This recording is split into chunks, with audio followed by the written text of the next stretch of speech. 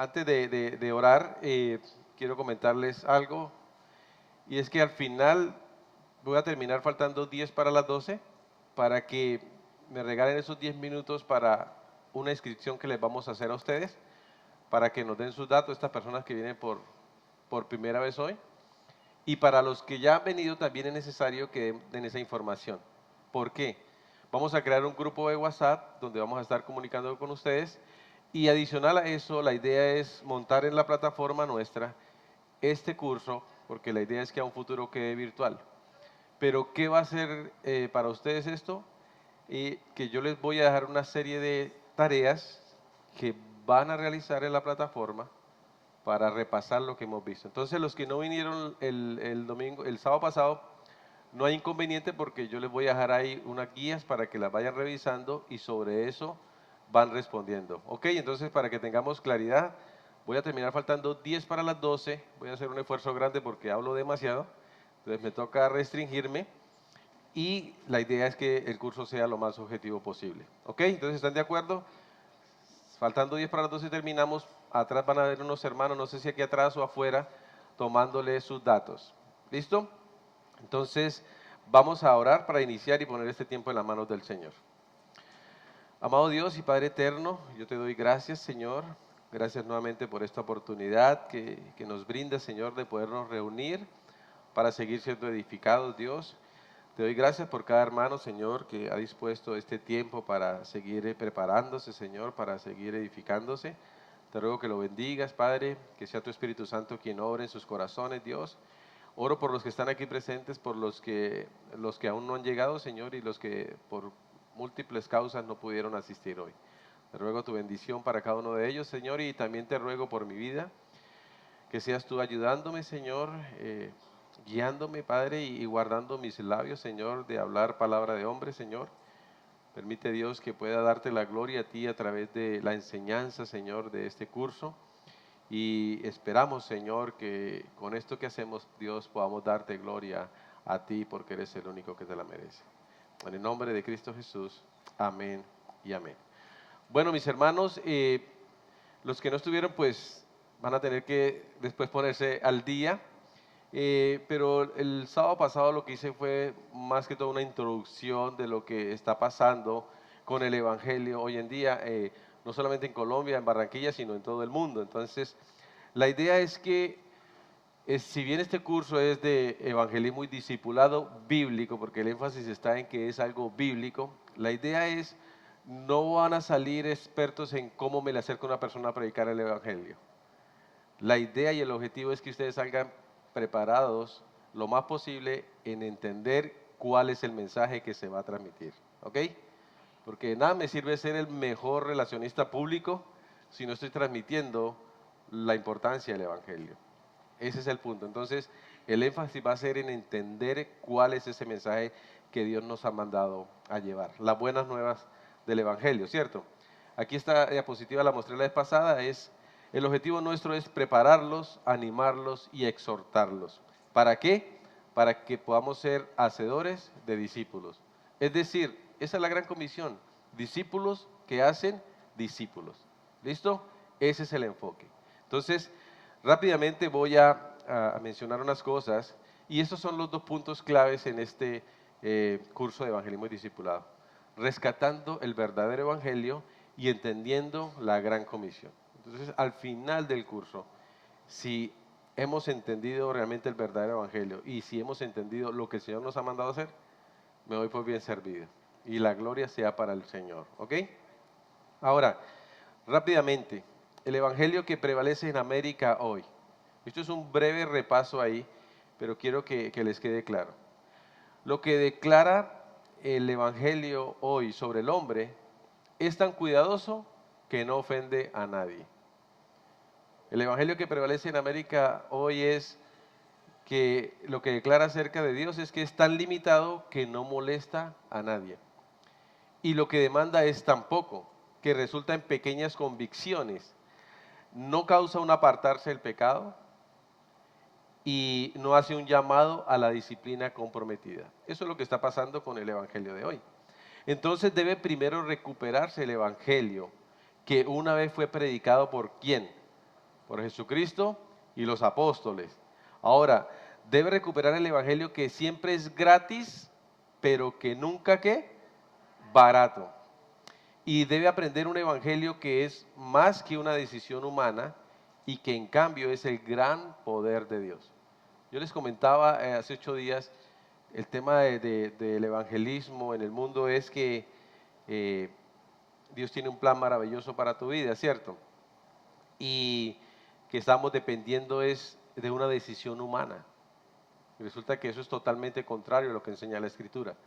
Porque, pregunto yo, ¿el hombre tiene capacidad para salvarse a sí mismo? No, cierto que no, la salvación es del Señor y la misma Biblia nos lo ratifica. Entonces, el evangelio de hoy puede ser fácilmente reducido a 5 leyes espirituales. No sé si han escuchado las famosas 5 leyes espirituales, si alguien ha enseñado con esas 5 leyes espirituales. Hermanos, Dios es soberano y Él es el que salva. Entonces, si bien es cierto, esas 5 leyes espirituales dicen verdades, no las dicen completas. Y el punto es que nosotros debemos tener claridad en qué dice la Escritura, no lo que yo piense o yo crea, porque estaría yo colocando mi opinión por encima de la palabra de Dios. ¿Ok? Entonces, estas 5 leyes, ustedes las pueden leer ahí. Dios nos ama y tiene un plan maravilloso para nuestra vida. Hemos pecado y nuestro pecado nos separa de Dios. Cristo murió por nuestros pecados. Debemos hacer una oración de fe y pedir a Cristo que venga a nuestro corazón y nos salve. Y si pedimos con fe, entonces podemos estar seguros de que somos salvos. Si en algún momento dudamos de nuestra salvación, entonces simplemente debemos recordar el tiempo en el que hicimos aquella oración de fe y ver nuestra salvación como un hecho. ¿Se acuerdan lo que yo les decía? Que muchas veces yo personalmente hacía la oración de fe como 5 veces después de que pecaba para que el Señor me tuviera en cuenta y no me fuera a perder, ¿no?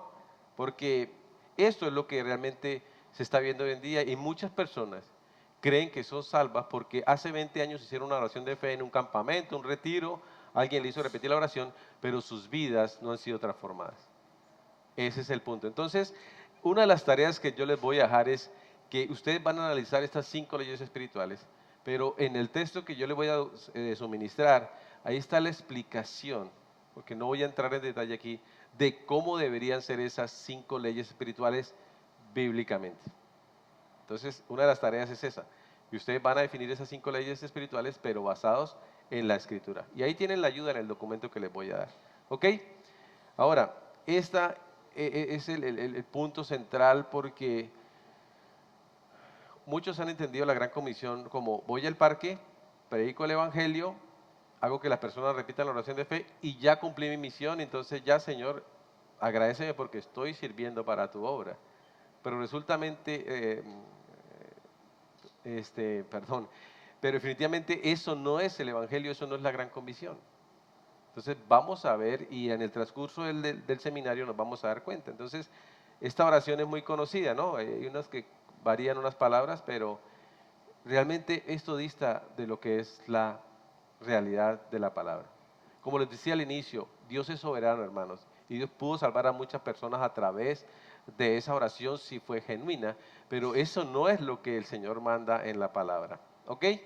Entonces, aquí van a escuchar cosas que de pronto, y no sé si las sillas vacías son de aquellas personas que vinieron el sábado pasado y como que no voy aquí con esto porque tienen unas convicciones de pronto muy humanas, pero no bíblicas.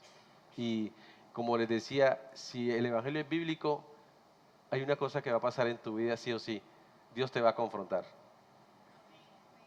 Eso es indiscutible, hermano, porque se habla de que el verdadero Evangelio confronta la vida de cada creyente. ¿Listo?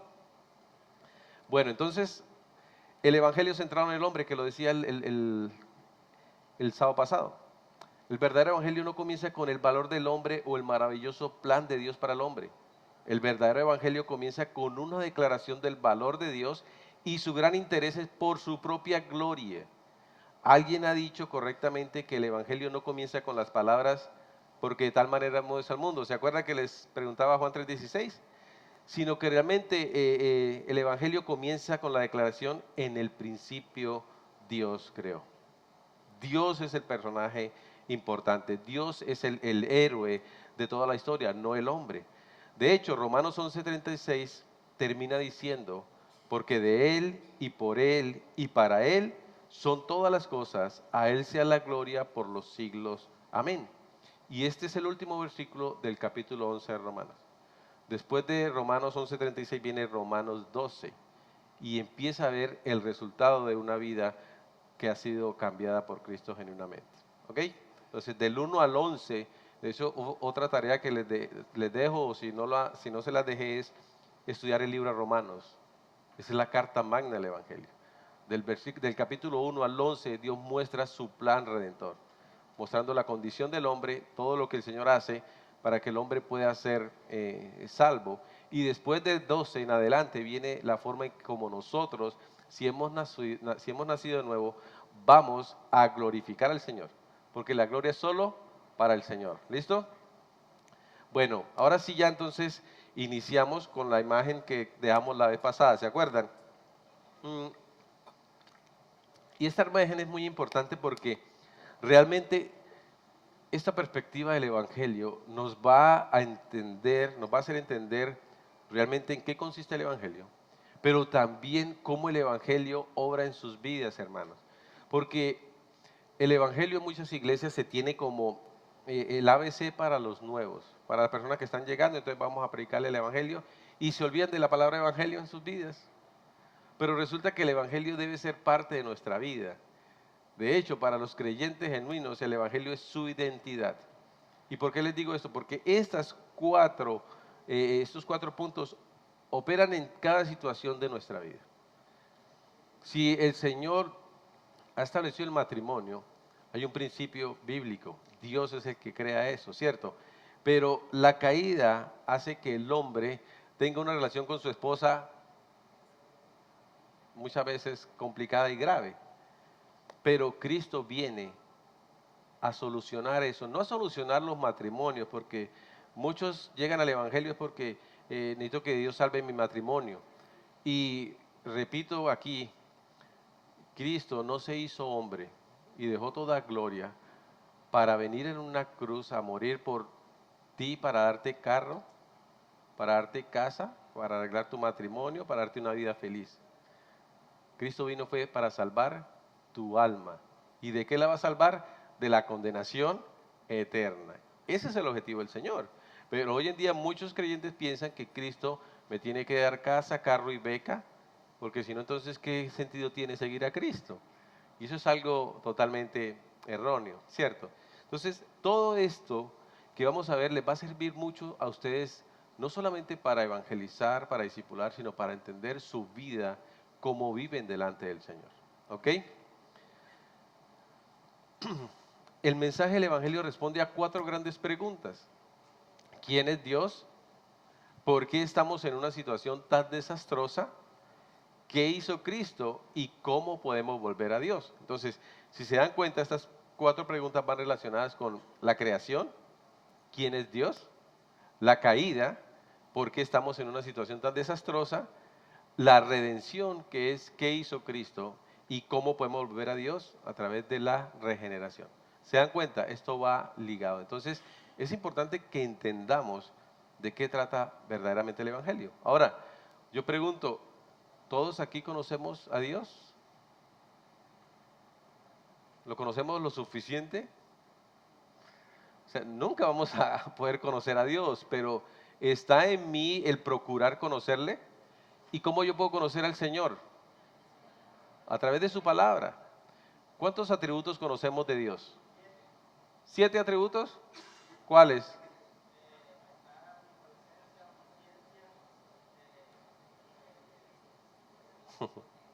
¿Ah? ¿Qué más? Amor, poderoso. Hermano, no podemos limitarlo a 7. Hay muchos atributos, obviamente son unos más conocidos, pero el que más prima hoy en día en el mundo es Dios es amor.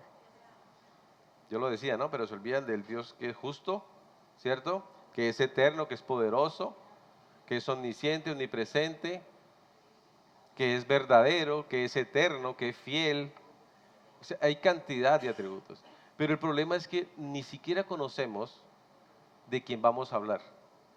¿Se dan cuenta? Es como yo puedo transmitirle a alguien el mensaje de salvación si ni siquiera conozco al Salvador.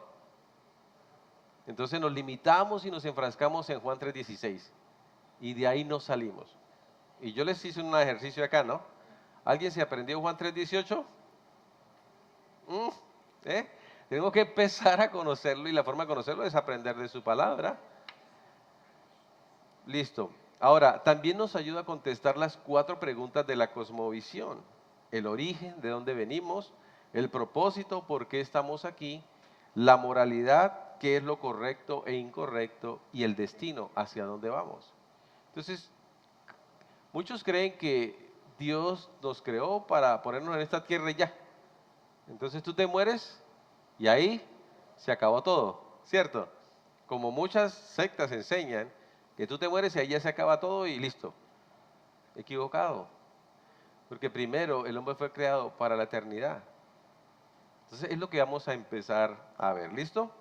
Entonces vamos a entrar en materia porque el tiempo corre y hoy sí quiero dejar la clase lista. Vamos a empezar con la creación. De hecho no pude proyectar aquí la escritura, pero voy a mencionar unos temas de unos pasajes de Génesis 1 para que vayamos entendiendo mejor de qué nos habla la palabra. Entonces, mis hermanos, creación, el mundo para el que fuimos hechos, ¿cierto? Este Dios existe en 3 personas, el Padre, el Hijo y el Espíritu Santo. Puesto que Dios es trino en su ser, no fue motivado a crear el mundo porque necesitaba algo, ya sea una relación, adoración o gloria. Más bien, Él creó todo como un rebose de su perfección, su propio amor, bondad y gloria. Dios creó al ser humano a su imagen y semejanza, y esto es lo que nos da nuestra dignidad y valor. También nos ha hecho humanos, es decir, somos seres creados dependientes de nuestro Creador. Fuimos hechos para adorarle, disfrutarle, amarle y servirle a Él, no a nosotros mismos. En la creación original de Dios, todo era ¿qué? Bueno. El mundo existía en perfecta paz, estabilidad, armonía y plenitud. Entonces, mis hermanos, todo en la creación era perfecto. Si vamos a Génesis 1, yo los invito para que abran sus Biblias y la tienen ahí. Busquemos Génesis 1.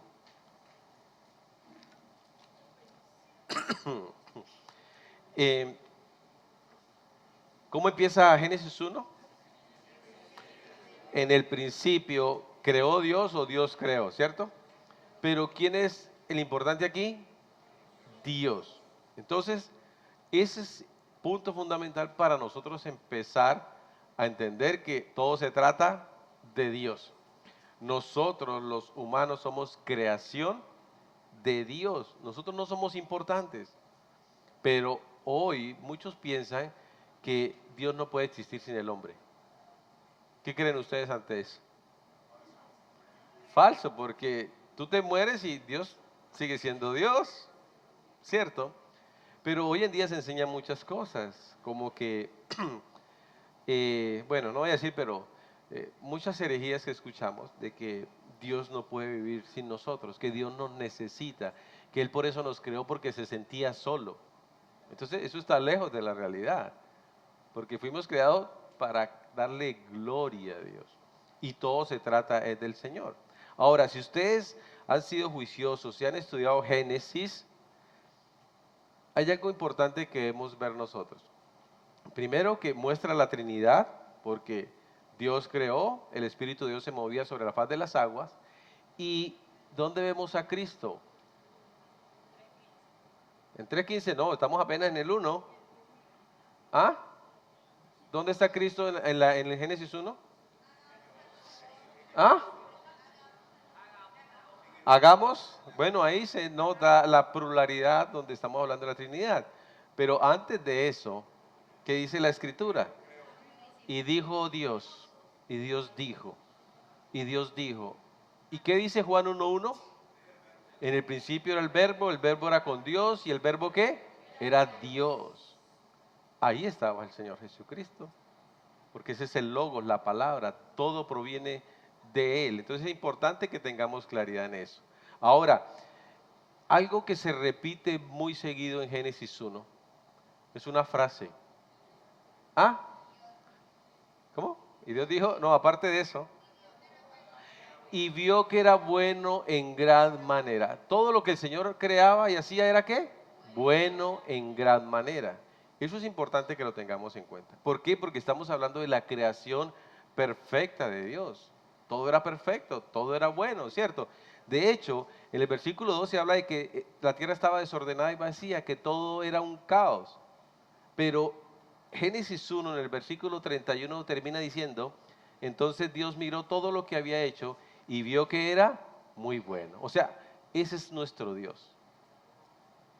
Del caos establece un orden y todo lo hace perfecto. Dentro de esa perfección de la creación, Dios crea al hombre, ¿cierto? Cuando dice, hagamos al hombre a nuestra imagen y semejanza. Entonces, eso no es que el hombre se parezca a Dios, sino que Dios ha hecho al hombre a su imagen porque le ha delegado autoridad al hombre, ¿cierto? Porque lo puso para gobernar sobre el Edén. Creó al hombre y a la mujer, y esto es algo importante para nosotros que lo enseñamos, y es que para Dios el hombre y la mujer son iguales en esencia y valor. El hombre no es más que la mujer, ni la mujer es más que el hombre, pero aquí Dios ha establecido un orden y son los roles que tiene tanto el hombre como la mujer. De hecho, si ustedes leen Génesis 1 y son detallistas, se darán cuenta que Dios crea, ¿a quién crea primero? A Adán, ¿cierto? Y lo pone a ejercer dominio sobre la creación. Y empieza a colocarle nombres a los animales, ¿cierto? A Adán se le delegó la autoridad sobre la creación. Y después de Adán colocarle los nombres a los animales, el Señor dice, no es bueno que el hombre esté solo. ¿Qué va a hacer el Señor? Le va a dar una ayuda idónea, un complemento. Ese es el rol de la mujer, ser ayuda idónea para el hombre, complementarlo. Eso es lo que el Señor ha hecho, porque más adelante dice, dejará al hombre a su padre y a su madre, se unirá a su mujer y se unirá a su mujer y serán una ¿qué? Sola carne. Entonces, démonos cuenta cómo Dios establece esos principios y esos roles para el hombre y la mujer. Pero repito, para Dios el hombre y la mujer son iguales en esencia y valor. Porque muchos creen que Dios es machista y eso está lejos de la realidad. ¿Ok? Ahora, otra cosa que vamos a ver en Génesis 2 es que, si se dan cuenta, todo es bueno y perfecto, ¿no? Porque Dios está creando todo y Él está viendo que todo era bueno. Pero voy a enfocarme en dos preguntas porque vamos a entrar en el segundo punto de la caída. Y el versículo 15 de Génesis 2 lo voy a leer. Dice, el Señor Dios puso al hombre en el jardín del Edén para que se ocupara de él y lo custodiara. Pero el Señor Dios le advirtió, puedes comer libremente del fruto de cualquier árbol del huerto, excepto del árbol del conocimiento del bien y del mal. Si comes de su fruto, sin duda ¿qué? Morirás. Entonces, bueno, yo estoy leyendo la NTV para los que no son de acá, pero igual la misma de la Reina Valera. Entonces, el punto es que Dios, después de colocar a Adán, le da una instrucción, ¿cierto? Pregunto yo, ¿esa instrucción es clara o es confusa? Simplemente le están diciendo, mira, de todo árbol de este jardín, puedes comer menos de este. Porque si comes de este, ¿qué va a pasar? ¿Cierto? ¿Está claro? ¿Todos lo entendemos? Bueno. Y el versículo 25 dice, ahora bien, el hombre y su esposa estaban desnudos, pero no sentían vergüenza. Entonces quiero que medites en estos dos pasajes, ¿cierto? En la instrucción que le da el Señor a Adán y cómo después termina el capítulo 2 con ese versículo de que el hombre y su esposa estaban desnudos, pero no sentían vergüenza. ¿Por qué vamos a ver esto? Porque vamos a entrar en lo que es el capítulo más triste, pero a la vez el capítulo más esperanzador para nosotros. La caída, la corrupción de todo. Entonces ya vimos la creación, ¿no? Perfecto, todo en armonía, lo más maravilloso, de hecho el paraíso. Adán estaba en el paraíso, estaba ya felizmente casado con Eva, estaban viviendo bien y todo, no tenían problemas. No se habla de problemas ahí, porque estábamos en la creación perfecta de Dios. Pero ¿qué pasa en la caída? Entonces, como resultado, todo ser humano es pecador por naturaleza y por elección propia. De acuerdo a lo que dice Efesios 2, 1 al 3, estas citas pues no las leo por tiempo, pero ustedes las anotan y la pueden estudiar. Ahora, generalmente excusamos nuestro pecado reivindicando que no somos tan malos. Después de todo, siempre hay alguien peor que nosotros, ¿cierto? No te has comparado, no has hecho algo y tú dices, pero bueno, no soy tan pecador como este. No soy tan malo como este. Y es lo que nosotros tendemos a hacer. Pero esta evasión no hace más que revelar nuestra visión frívola y superficial del pecado. El pecado no es fundamentalmente una acción, es una predisposición. Es la aversión de nuestro corazón hacia Dios. El pecado se manifiesta en nuestro orgullo, en nuestro egoísmo, en nuestra independencia y en nuestra falta de amor por Dios y por otros. A veces el pecado se manifiesta de maneras evidentes y externas. Otras veces se oculta internamente, pero todos pecaron y están destituidos de la gloria de Dios. Entonces, esto es lo que tiene que ver con la caída, pero ¿qué nos dice la Escritura con relación a esa caída? Entonces, si ustedes van a Génesis 3, aquí aparece un personaje. ¿Quién es ese personaje? ¿Quién? La serpiente. ¿Y quién es la serpiente? Satanás. ¿Hay duda de que sea Satanás? Ok, ¿estamos claros ahí? El que tenga dudas al final se acerca. Pero la misma escritura enseña que esa serpiente es Satanás. Y mira cómo empieza el capítulo 3, versículo 1, dice, la serpiente era el más astuto de todos los animales salvajes que el Señor Dios había hecho. Cierto día le preguntó, ¿a quién? A la mujer. ¿Por qué no le preguntó a Adán? No sabemos. Aquí dice la escritura que le preguntó a la mujer. Si la escritura no lo dice, no puedo yo empezar a decir cosas o a suponer cosas que la misma escritura no dice. Y vamos a ver la importancia de eso. Porque le dice la serpiente a la mujer, ¿de veras Dios les dijo que no deben comer del fruto de ninguno de los árboles del huerto? En la Reina Valera dice, con que Dios os ha dicho, ¿cierto? Entonces, ¿cómo empieza Satanás la influencia en el hombre? ¿Cómo? ¿Mentira? Duda y mentira. Porque ¿qué está diciendo él? Con que Dios os ha dicho que no pueden comer de ninguno de los árboles del huerto, está sembrando la duda. Sembrando la duda. Y mire por dónde entra la duda, o a quién empieza el diablo a traer la duda. ¿A quién? A la mujer. Ahora, ¿qué responde Eva? Vamos a la respuesta de Eva. Dice, claro que podemos comer del fruto de los árboles del huerto, contestó la mujer. Es solo del fruto del árbol que está en medio del huerto, del que no se nos permite comer. Dios dijo, no deben comerlo, ni siquiera tocarlo. Si lo hacen, morirán. ¿Buena la respuesta de Eva? ¿Sí? ¿Cuántos están de acuerdo que está bien la respuesta? Levante la mano, hermanos. Tienen que empezar a crear convicciones. Eva se dijo lo correcto. ¿Listo? Bueno, muy bien. Pues no, hermanos. No tan bien, porque ¿qué está haciendo Eva? Eva está diciendo, sí, claro, podemos comer del todo árbol del huerto. Lo que se nos ha dicho es que no deben comerlo y ni siquiera tocarlo. Y eso no lo dijo Dios. ¿Sí se dan cuenta? Dios le dijo, solo pueden comerlo, pero si lo comen, morirán. Pero Dios nunca le dijo que no podían tocarlo.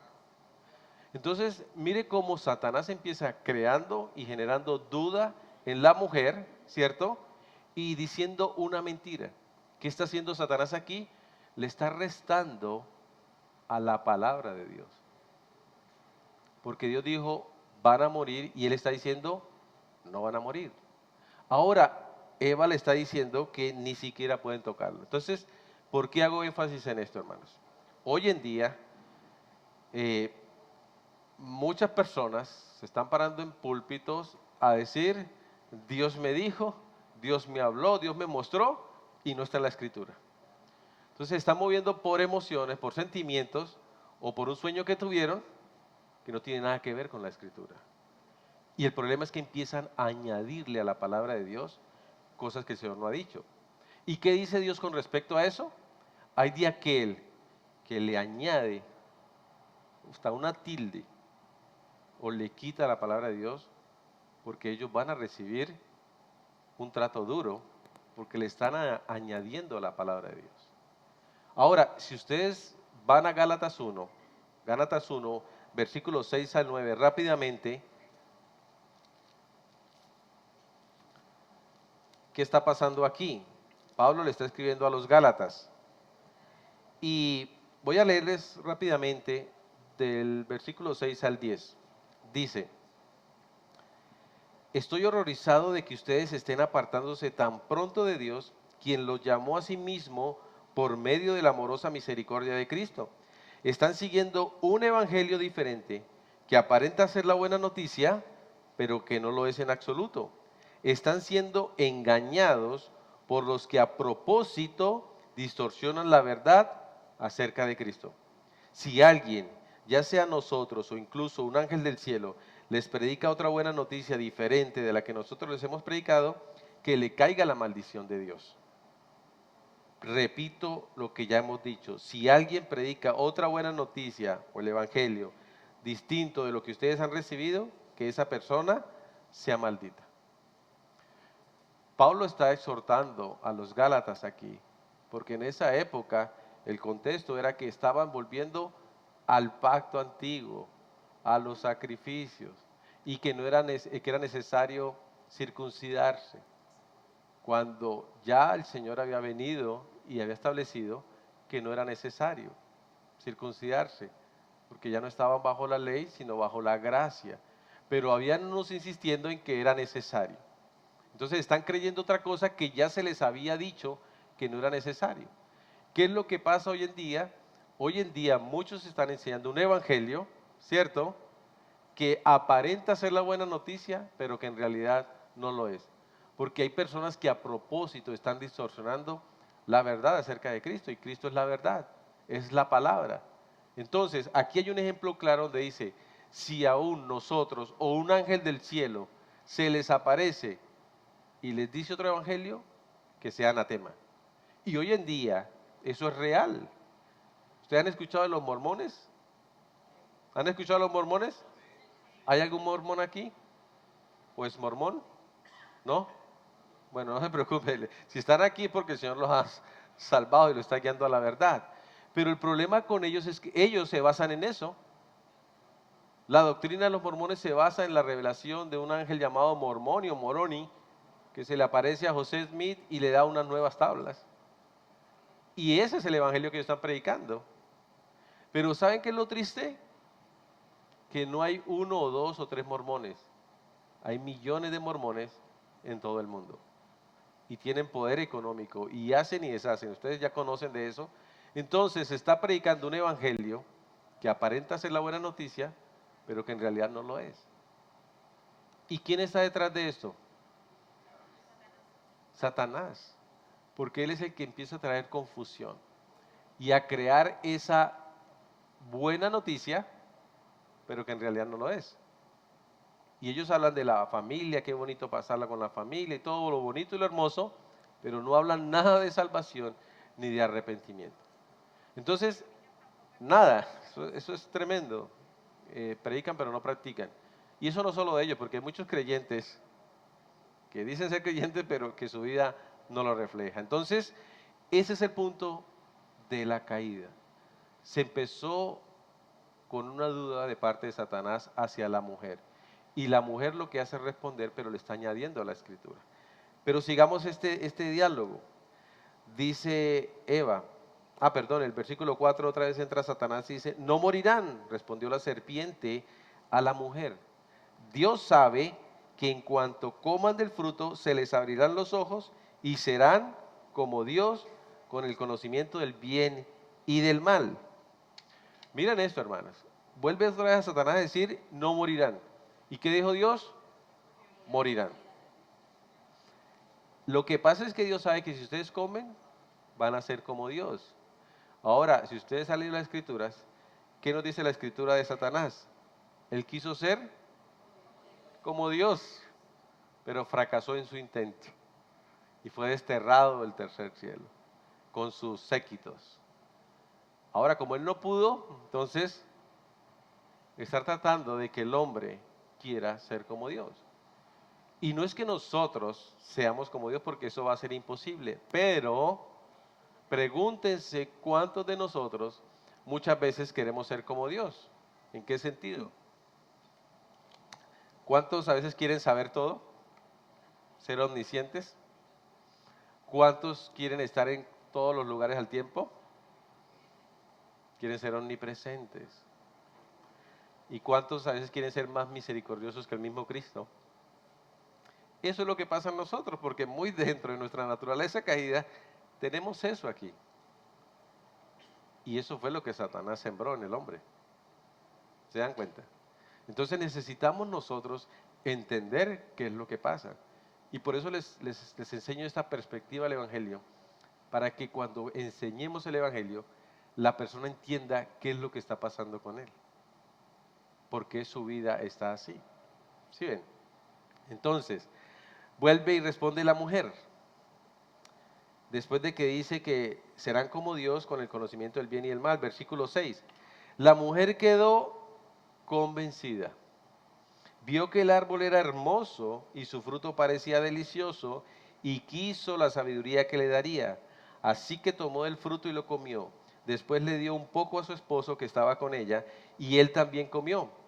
En ese momento se les abrieron los ojos y de pronto sintieron vergüenza y por su desnudez. Entonces cosieron hojas de higuera para cubrir. Mis hermanos, Satanás siembra la duda en la mujer. Le dice que no va a morir y que va a ser como Dios. Mira lo que hace esto en la mujer, que ella dice que quedó convencida. Y ya su vista hacia el árbol empezó a cambiar. Lo empieza a ver hermoso y su fruto parecía delicioso.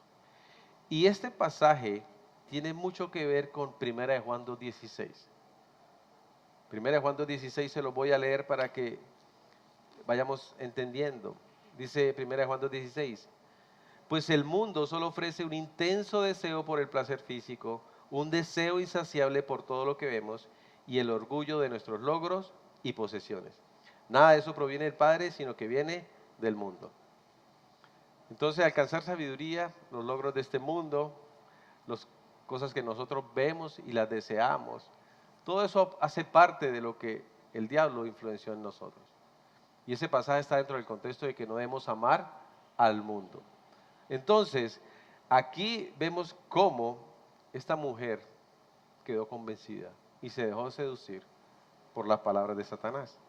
Y dice que vio que el árbol era hermoso, su fruto parecía delicioso y quiso la sabiduría que le daría, así que tomó el fruto y lo comió. Entonces, ahí es cuando peca Eva, cuando come del fruto.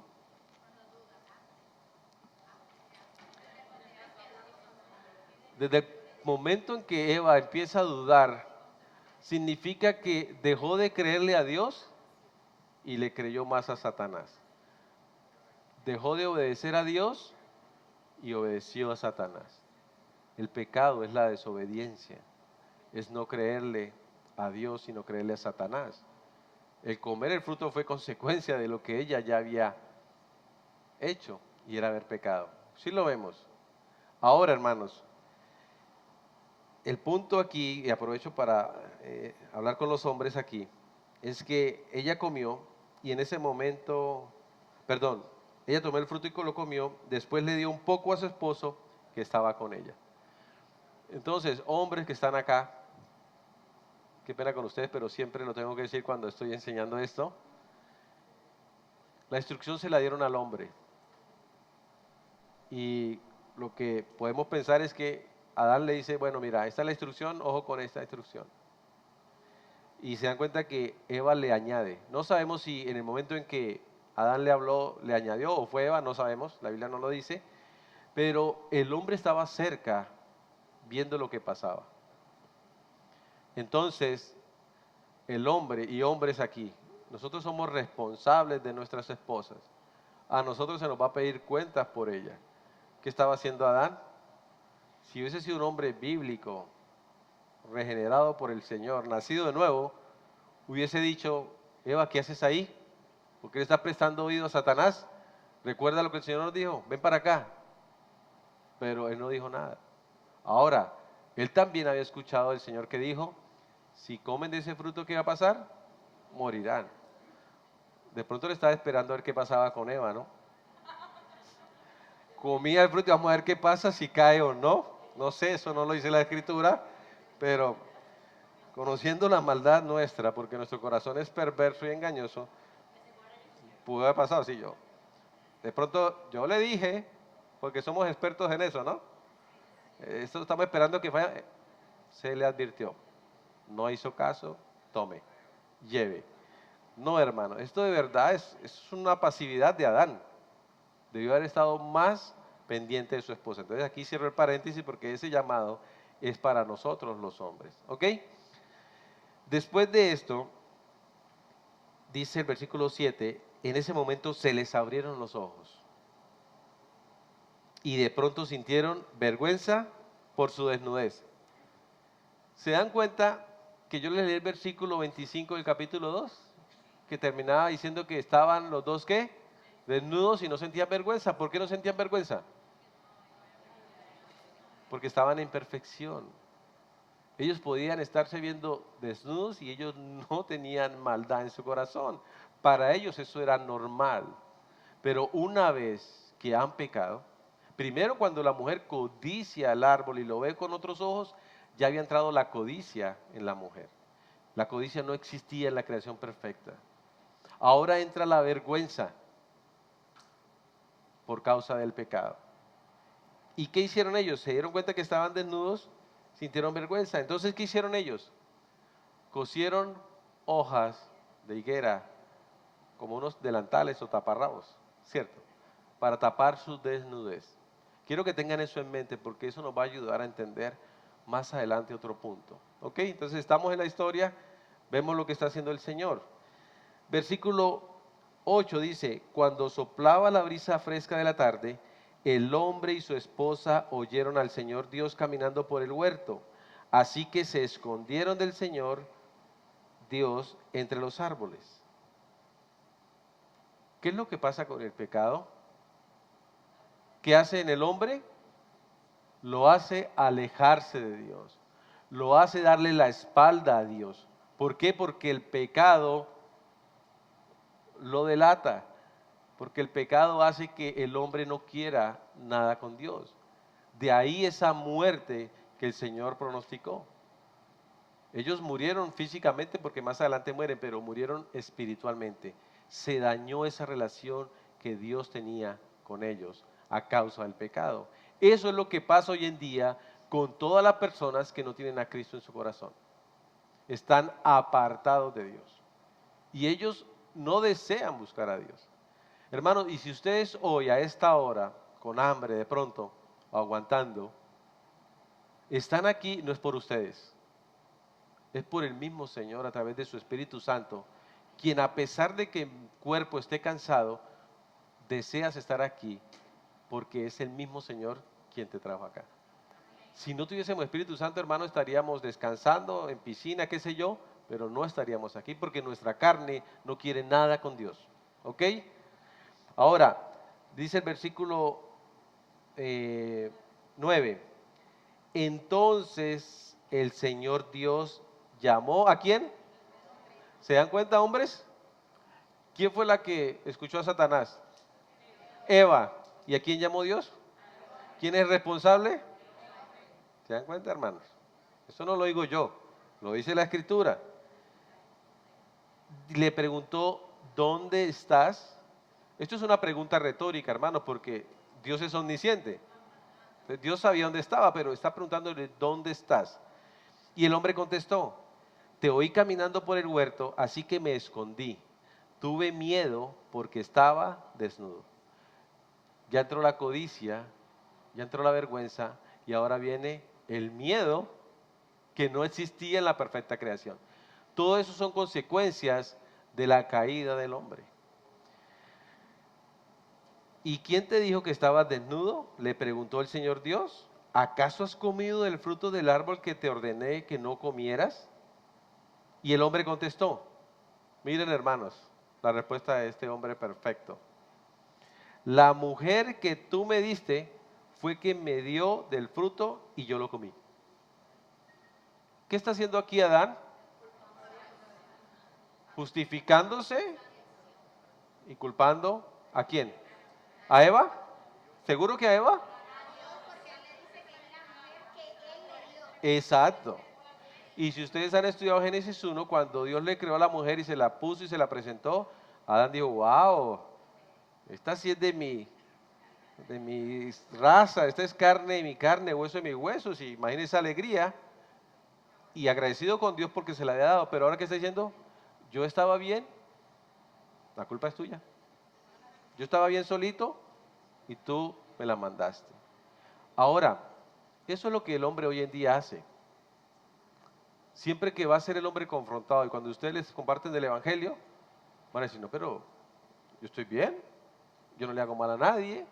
Siempre el hombre se va a querer justificar. Entonces, esa es la maldad del hombre que hay en su corazón a causa del pecado. Bueno, sigamos. Después dice, entonces el Señor Dios le preguntó a la mujer, ¿qué has hecho? ¿Y qué dice la mujer? La mujer sabia, abnegada, el complemento del hombre. La serpiente me engañó, contestó ella, por eso comí. O sea, la mujer ¿qué hace? Lo mismo, justificarse. Entonces aquí todos somos igualiticos, hombres y mujeres queremos justificarnos. Somos pecadores y nunca el hombre va a aceptar que está mal delante de Dios. Eso ténganlo ustedes claro, hermanos. Nunca el hombre va a aceptar eso. Seguimos. Entonces el Señor Dios le dijo a la serpiente, por lo que has hecho, eres maldita más que todos los animales, tanto domésticos como salvajes, andarás sobre tu vientre, arrastrándote por el polvo durante toda tu vida. Bueno, ahí se deduce, puede decir que de pronto la culebra tenía patas y en ese momento quedó arrastrándose. ¿Sí? No lo dice la escritura, puede ser. Lo importante es que fue maldita. Pero aquí voy a hacer algo y es un énfasis en mostrarle lo siguiente. Al hombre lo llama y le dice, ¿dónde estás tú? A la mujer la llama y le dice, ¿qué has hecho? Pero la serpiente la confronta una vez y dice, por cuanto esto hiciste, maldita serás. Y si ustedes han estudiado Génesis 1, después de Génesis 3, perdón, más adelante, viene la maldición para la mujer y la maldición para el hombre. Ahora entonces la pregunta es, ¿por qué Dios no maldice a Adán cuando lo confronta? ¿Por qué Dios no maldice a Eva cuando la confronta? ¿Ah? ¿Y por qué a la serpiente sí? ¿Ah? ¿Dios no puede maldecir lo que él creó? Él es todopoderoso, hermano. Él puede hacer lo que quiera. Bueno, le voy a decir, por gracia, misericordia, por amor, ¿a quién? ¿Al hombre? Ok, bueno, hermanos. Aquí hay algo importante, es que la culebra, que es quién, la serpiente, que es quién, Satanás. ¿Satanás tiene derecho a la redención? Ok, entonces dejen de orar para que el diablo se convierta. Porque hay historias de que gente orando para que el diablo se convierta, por favor. Eso no va a pasar. Ya el diablo tiene escrito su destino. La misma escritura lo ha declarado y lo ha decretado. Va a ser enviado al infierno y va a arder por la eternidad. Entonces, quitémonos la idea, si la tienen de pronto, de que el diablo es el director del IMPEC, allá del infierno. Que él va a estar azotando a los que se van para el infierno. Él también va a ser azotado junto con todos los demonios. Pero esa es la idea que se vende. El diablo va a estar sufriendo por la eternidad. Pero ¿por qué al hombre y a la mujer no le da las consecuencias de una vez? No lo maldice.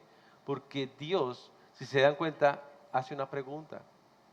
¿Qué está esperando Dios? Que se arrepientan, que confiesen su pecado.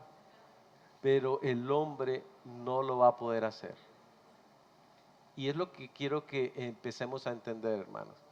Porque Dios tiene todo el poder para hacerlo, pero Él espera la respuesta del hombre y de la mujer, que fue por el contrario justificarse. Ahora, ¿por qué les digo esto?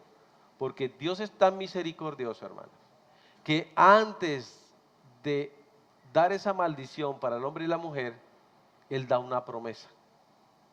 Y es Génesis 3:15. Y es lo que yo voy a comentarles ahora acerca del protoevangelio, donde viene la primer promesa de redención. ¿Ok? Entonces, el hombre es maldito por su pecado y la mujer es maldita, ¿cierto? La mujer, ¿cuál es la maldición? ¿Lo tienen claro, hermanas? ¿Cuál es? Va a aumentar los dolores en su parto. Y es entendible, hermanos, que naturalmente y físicamente la mujer sufre dolores con el parto. Pero el Señor lo que está diciendo es que va a aumentar en gran manera. Y eso es para que recuerden qué pasó, ¿no? O sea, hermanas, si han tenido hijos, se acuerden, Eva, gracias por todos estos dolores aquí. Porque es por culpa de ese pecado.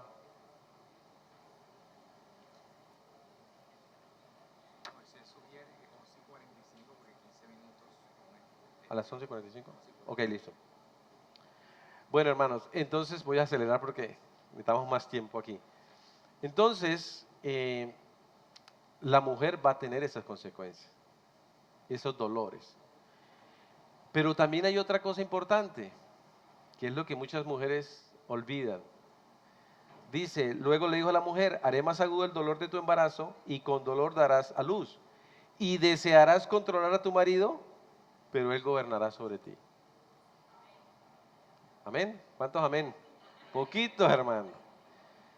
Eso es algo que no lo decimos nosotros, lo dice ¿quién? ¿Y quién es Dios?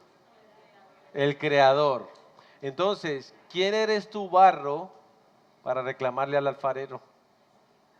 Si Él fue el que te creó y Él fue el que dijo que si hacías eso, ibas a vivir eso. Eso es la consecuencia del pecado. Entonces, por muy mujer piadosa, hermana consagrada, tu deseo va a estar en querer controlar a tu marido. Pero el Señor le dijo, no podrás, porque Él gobernará sobre ti. Y eso bueno, no lo vamos a ver aquí porque eso ya es de la Escritura, pero en Efesios 5 ustedes pueden ver cómo el Señor establece este orden, que el hombre será cabeza de la mujer, así como Cristo es cabeza de la iglesia, y la mujer se someterá a su esposo, así como la iglesia se somete a Cristo. Esto no es de nosotros, esto es bíblico y ante eso no podemos hacer nada. Ahora, ¿qué pasa con el hombre? Y al hombre le dijo, dado que hiciste caso a tu esposa y comiste el fruto del árbol del que te ordené que no comieras, la tierra es maldita por tu culpa. Toda tu vida lucharás para poder vivir de ella. Te producirá espinos y cardos, aunque comerás de sus granos. Con el sudor de tu frente obtendrás alimento para comer hasta que vuelvas a la tierra de la que fuiste formado, pues fuiste hecho del polvo y al polvo volverás. Entonces, mire las implicaciones de esto, hermano. Eva pecó, pero las consecuencias fueron ¿sobre quién? Sobre ella. Pero las consecuencias de Adán ¿sobre quién recayó? Sobre toda la humanidad, hermanos. ¿Se dan cuenta la importancia que tenía Adán al Dios crearlo primero? Al delegarle la autoridad, al no cumplir con ese mandato, la tierra fue maldita por su culpa. Y eso es lo tremendo. La responsabilidad que tenía Adán la desperdició. Y por culpa de él, toda la tierra es maldita. Por eso nosotros nacemos en pecado, por nuestra naturaleza pecaminosa a causa de la desobediencia de Adán. Entonces, mis hermanos, aquí quiero mostrarles el punto de Génesis 3:15. Entonces, la caída, pero antes de eso, rápidamente, me quedan 20 minutos, el pecado, que fue lo que cometió Adán y Eva, trae consigo dos drásticas consecuencias a nuestra vida. Primero, el pecado que hace nos esclaviza. Cuando nos alejamos de Dios, nos volvemos a otras cosas donde tenemos esperanza de encontrar nuestra vida, nuestra identidad, nuestro significado y nuestra felicidad. Estas cosas se vuelven nuestros dioses sustitutos, a lo que la Biblia llama ídolos, y pronto nos esclavizan, demandan nuestro tiempo, nuestra energía, nuestra lealtad, nuestro dinero, todo lo que somos y tenemos, y reinan en nuestra vida y en nuestro corazón. Hermano, si tú hoy estás aquí y has nacido de nuevo, es porque el Señor te ha justificado y te ha hecho libre de ese pecado. Pero aquellos que no tienen a Cristo están esclavos del pecado. Nosotros, aunque hemos sido justificados, seguimos siendo pecadores, pero el pecado no es mi amo. Mi amo ahora, ¿quién es? Cristo. Y Cristo me ha dotado de todo para resistir al pecado. Pero tristemente, aunque tenemos todo, caemos, porque estamos en un mundo caído. Y por eso el creyente vive una lucha diaria entre la carne y el espíritu, como dice Gálatas 5. Bueno, muy bien. Entonces, el segundo punto, o la segunda consecuencia drástica es que el pecado trae condenación. No solo somos esclavos de nuestro pecado, somos culpables por él. Estamos condenados delante del juez del cielo y de la tierra, porque la paga del pecado es muerte. Estamos bajo pena de muerte por nuestra traición cósmica contra la santidad y la justicia de Dios. ¿Cuánto no trabajamos y esperamos la quincena para recibir la paga, cierto? Para comprar cositas o suplir nuestras necesidades. Pero la paga del pecado, esa quincena eterna, es la condenación eterna, hermano. Esa es la situación de aquel que está sin Cristo. Por eso ustedes están aquí, porque el Señor los inquieta a prepararse o a capacitarse para poder hablarle a las demás personas, porque muchas veces somos ajenos a lo que está viviendo. ¿Se acuerdan el ejemplo que yo les colocaba de este hermano que llevó a sus estudiantes y los puso enfrente del cementerio y les dijo: prediquen? ¿Qué vamos a hacer? Aquí están muertos, no nos van a escuchar. Eso es lo que nosotros estamos haciendo hoy en día cuando evangelizamos, porque afuera están muertos espiritualmente. A menos que el Señor haga la obra, podrán revivir. Pero nuestra función no es revivirlos, esa función es del Señor. Nuestra función es llevar el mensaje, porque el resto se encarga el Señor. Entonces, aquí está la consecuencia del pecado. Éramos esclavos del pecado y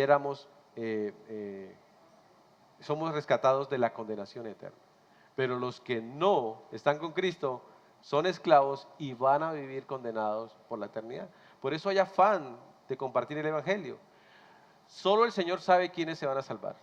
Nuestro deber no es saber quiénes.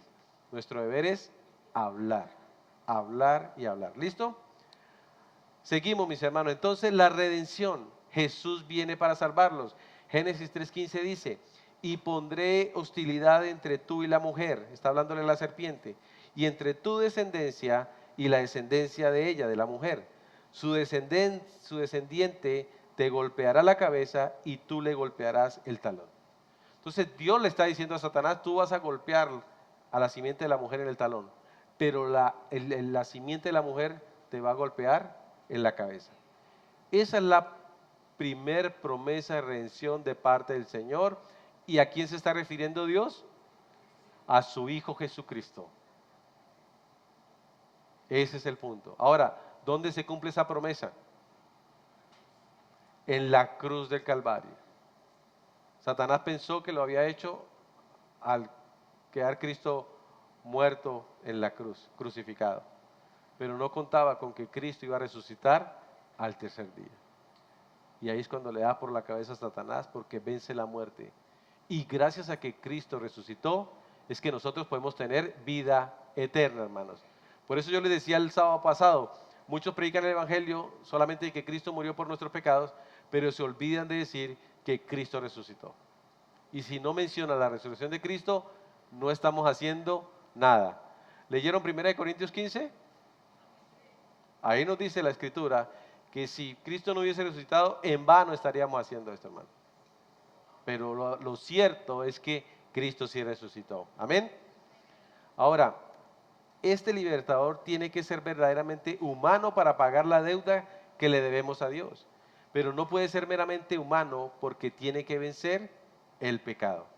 Necesitamos un sustituto, alguien que pueda vivir la vida de obediencia que hemos fallado, vivir y que pueda tomar nuestro lugar para llevar el castigo que merecemos por nuestra desobediencia y nuestro pecado. Es por esto que Dios envió a Jesús al mundo para ser nuestro sustituto. La Biblia nos enseña que Jesús, la segunda persona de la Trinidad, fue totalmente divino y totalmente humano. Y eso lo pueden ratificar en la Escritura y específicamente en Romanos 1. Nació de una mujer, vivió su vida en carne y hueso y sufrió una muerte brutal en una cruz romana a las afueras de Jerusalén. Jesús vivió una vida de obediencia perfecta a Dios, haciéndole la única persona en la historia que no merece un juicio. Pero en la cruz Él tomó nuestro lugar, muriendo por nuestro pecado. Él recibió la condenación y la muerte que merecíamos para que cuando pongamos nuestra confianza en Él, podamos recibir la bendición y la vida que Él ofrece, hermanos. Entonces, ¿por qué la muerte no pudo detener a Cristo si la Escritura dice que la paga del pecado es la muerte? Porque Él no pecó. Él es el único que no ha pecado y vivió una vida de obediencia. Cristo cumplió la ley que Dios estableció y que nosotros nunca podríamos cumplir. Ese es el punto. Cristo vino a cumplir lo que tú y yo no podíamos cumplir. Ahora, Jesús no solo murió en nuestro lugar, sino que resucitó de los muertos, manifestando su victoria sobre el pecado, la muerte y el infierno. Su resurrección es un evento crucial en la historia. La Biblia lo llama las primicias, la evidencia inicial de la regeneración cósmica que Dios está trayendo. 1 Corintios 15, 20 al 28. Una de las más grandes promesas de la Biblia se encuentra en Apocalipsis 21:5, que dice: he aquí, yo hago nuevas todas las cosas. Todo lo que se perdió, lo que fue roto y corrompido en la caída, será en última instancia restaurado. Nuevos cielos y nueva tierra, ¿se acuerdan? Todo el Señor lo hará nuevo. La redención no significa meramente la salvación de individuos, sino la restauración de la creación entera a su bien original. Recuerdan que la Escritura nos enseña en Romanos 5 que Adán fue el primer hombre y por Adán entró el pecado, pero era necesario que llegara el segundo Adán, que es Cristo, y mediante la muerte de Cristo nos iba a reconciliar con el Padre. Ahora, aquí se habla de un sustituto y más adelante vamos a aprender acerca de las doctrinas que se desprenden de la cruz. ¿Conocen algo de eso? ¿Han escuchado sustitución, propiciación, reconciliación, salvación, regeneración? Todo eso hace parte de lo que Cristo hizo en la cruz del Calvario. Se dan cuenta que hay tantas cosas que desconocemos y que al saberla y conocerla nos va a ayudar a poder transmitir el mensaje de una mejor manera posible. ¿Recuerdan lo que yo les decía de que el hombre pecó y vieron que estaban desnudos, entonces hicieron delantales con hojas, ahí dice, ¿no? Higuera, y se cubrieron. Vamos a leer este versículo que está en Génesis 3:21 y con esto ya vamos. Me ha rendido. Génesis 3:21 dice: y el Señor Dios hizo ropa de pieles de animales para Adán y su esposa. Entonces aquí la pregunta es, ¿por qué Dios hace eso si ellos ya estaban cubiertos? Ellos ya tenían sus hojitas de higuera, ¿cierto? Entonces, ¿por qué Dios los cubre con ropa de pieles de animales? Tipo de Jesucristo. ¿Por qué tipo de Jesucristo? Porque tiene que haber muerte. ¿Qué más? ¿Sí están de acuerdo con eso? O recuerden, hermanos, que toda la Escritura se trata de Cristo y todo apunta hacia Cristo. Aquí lo que está mostrando el Señor es eso. Fue necesario un sacrificio. Y si hay un sacrificio es porque hay derramamiento de sangre. O sea, al animal no se lo quitaron así vivito. Primero lo mataron, hubo un derramamiento de sangre para poder quitarle la piel y hacerle vestidos a Adán y Eva. ¿Qué nos muestra eso? Primero, que por más que el hombre trate de justificarse a sí mismo, no lo va a poder hacer delante de Dios. Y esa justificación viene acompañada muchas veces de obras. Pero Señor, yo estoy haciendo esto, yo estoy haciendo esto, yo no estoy en pecado, yo antes ayudo a los pobres, le doy de comer al hambriento, en fin, tantas cosas que se convierten en obras, que se convierten en esa vestidura que pensamos que con eso estamos bien. De hecho, muchas personas piensan que por hacer buenas obras van a llegar al cielo.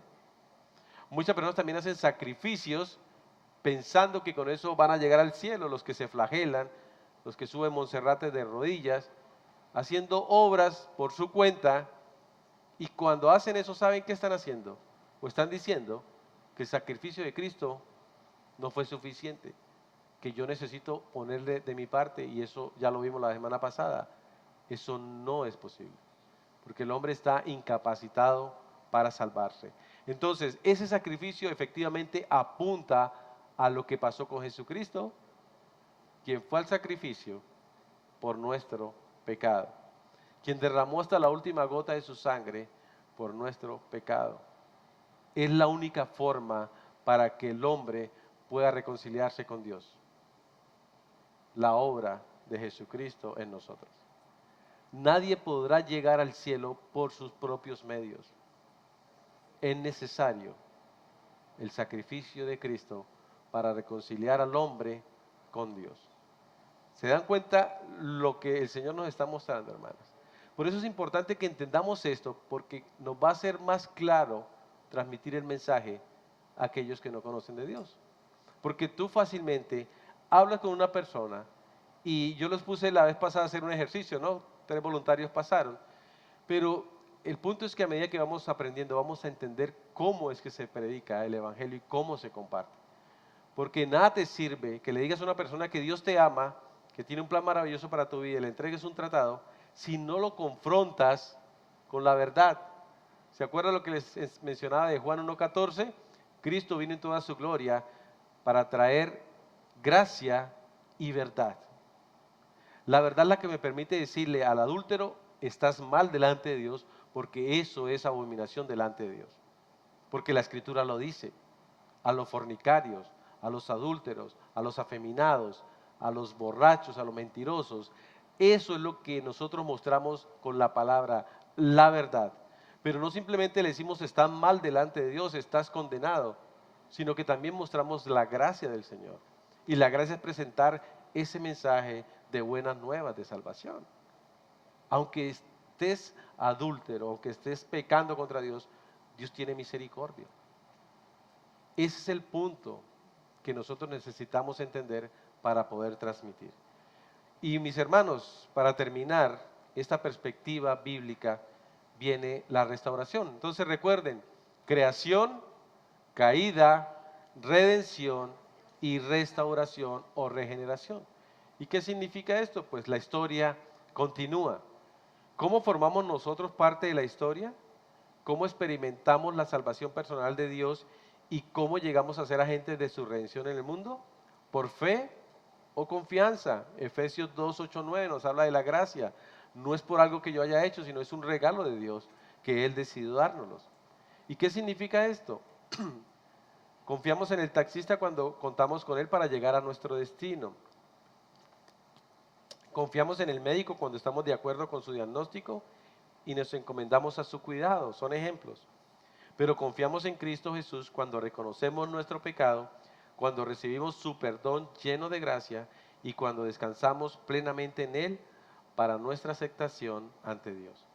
La fe es como entrar en un taxi, es como dejarte cortar por el bisturí del cirujano. Es un compromiso apacible de darse a uno mismo incondicionalmente a Jesús. Esto es lo que significa creer en el Evangelio.